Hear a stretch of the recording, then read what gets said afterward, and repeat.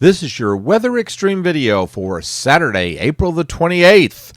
I'm meteorologist Brian Peters. Wow, April's winding down. Not a single severe weather event to speak of.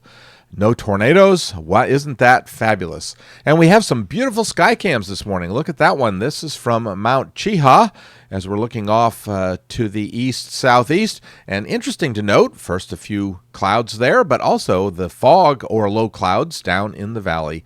Just a pretty shot. And another pretty shot as we look off to the east-northeast at Decatur across the Tennessee River.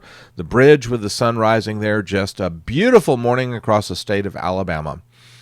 There's our surface map, and we have surface low in the middle of the country that is creating some showers and thunderstorms all the way from northern Kentucky all the way back up into the Dakotas.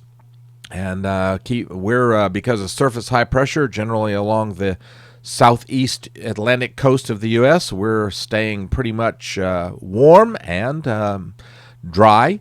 In the upper atmosphere, we're dealing with this upper ridge that's going to be kind of maintaining its stranglehold on the area for much of the upcoming week. Because of all of this, we're certainly rather warm across the country. I mean, look at all that yellow. Those are 60s and above, or 60 degrees and above across the southern tier of the United States. It's still a little chilly in New England, where they're down below freezing in parts of New York and Pennsylvania, and some at the higher elevations in the central Rockies. They're below freezing too. Otherwise, relatively mild across the country, or almost warm, I would say, as we're heading towards the end of April. Across central Alabama, we have a pretty good range on the order of about 10 degrees, 65 at Birmingham and 55 at Anniston. So a little bit of a kind of east to west gradient across the area. QPF map for the next 5 days pretty well tells a story that we're not going to be seeing a great deal of precipitation. And interesting to note, all that rain over South Florida and up into the northeastern Gulf of Mexico. The Storm Prediction Center outlooking a slight risk across the Ohio River Valley, as well as back out in north central Texas and south central Oklahoma for day one. That's today into Sunday. For Sunday into Monday, we still have a threat across the Ohio River Valley, but not enough to identify a slight risk area. Then the slight risk area out west is in West Texas. And on day three, we're into the Texas and Oklahoma Panhandle and still watching something in the Ohio River Valley. This morning, 06Z GFS model run, and there's a look at the surface high that is staying off to our east, and the result is we're going to stay pretty warm. As a matter of fact, Sunday and Monday, we could be pushing the 90-degree mark pretty well. Sunday, the upper ridge is definitely over us, as you can see it bulging all the way up there into the Great Lakes and actually into Canada. On Monday, the ridge continues to slide ever so slightly to the east, not quite aligned along the east coast, but definitely over the eastern third of the country, and that keeps us pretty much high and dry. We see the ridge break down just a little bit, but still it's holding pretty tough over the southeastern U.S., and then by Wednesday, still there, but notice the little disturbance around Florida. Remember the QPF map? Well, that's underneath that. They're suggesting the possibility that we may see a little, maybe what I think might be called an easterly wave, and certainly the potential for some rain and storms in that area.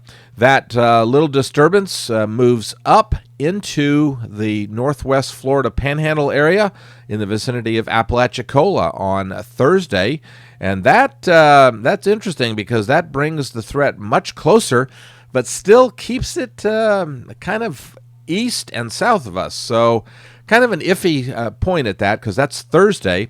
We get into Friday, and now it's beginning to get caught up in the more westerly flow, and it begins to kind of nudge to the east a little bit. And what that means is it looks like the bulk of the rain would be over North Florida and southeastern Georgia. In the meantime, we have a weak front kind of along the Ohio River Valley and down into Kentucky and Tennessee, but still that's north of us. So yeah, maybe an isolated shower or two for us. When we get to Saturday, a week from today, oh, look at this. Because of the kind of the deepening of the trough along the east coast, we see that we have a northwesterly flow while the ridge is out over West Texas and the almost El Paso area, not quite, but almost out that way. That certainly gives us a northwesterly flow. Of course, we're going to have to watch for MCSs or an MCC up in the flow and coming down our way, but indeed that should cool us off a little bit, at least maybe drop us back to, say, lower 80s. That certainly wouldn't be a bad issue for us to see that. And of course, still a good deal of rain out off the southeast Atlantic coast of the U.S. Now, going out into voodoo country, quite a ways out. Kind of a bit of a benign pattern around the 8th with still a strong westerlies along the Great Lakes and nothing really significant for us. And then, whoa, look at this. Whoa, the pattern really changes around the 13th. Now, remember, we're in voodoo country, okay? So, but certainly that is a nice, cooler look. With a huge ridge building up into the central Canadian provinces up there, and then this very deep trough over the eastern half of the country.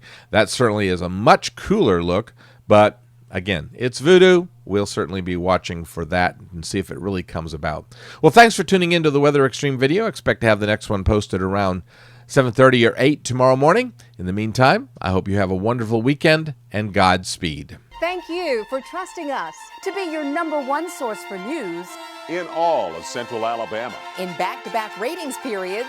More people watched ABC 3340 than any other station in Birmingham.